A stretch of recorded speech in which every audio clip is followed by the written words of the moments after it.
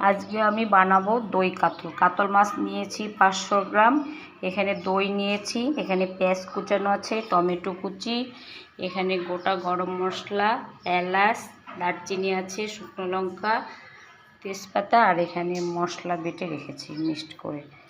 আর মাছটা ম্যারিনেট করে রেখেছি, কড়াইয়ে তেল দিয়েছি, এবার বানাবো।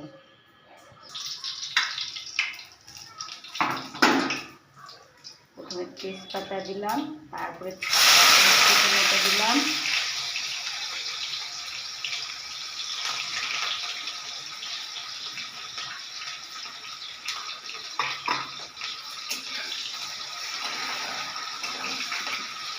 এবার মশলাটা ঢেলে দিচ্ছি।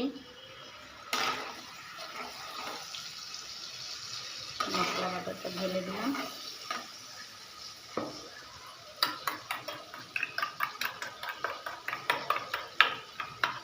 মশলাটা ঢেলে একটু নেড়ে চেড়ে নিচ্ছি।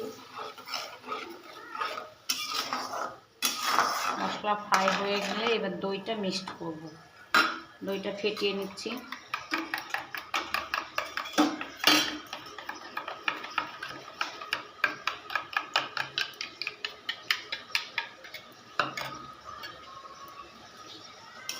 মাখেছে, এবার টমেটোগুলো ছেড়ে দিলাম।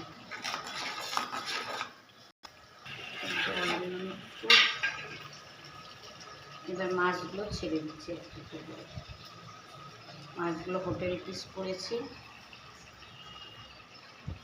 দেখুন মাছটা হয়ে গেছে একদম।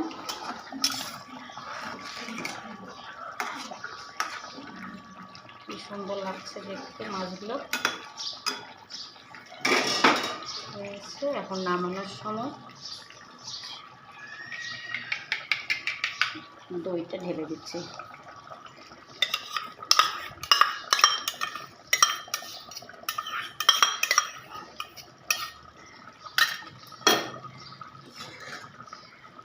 মাছ একদম রেডি।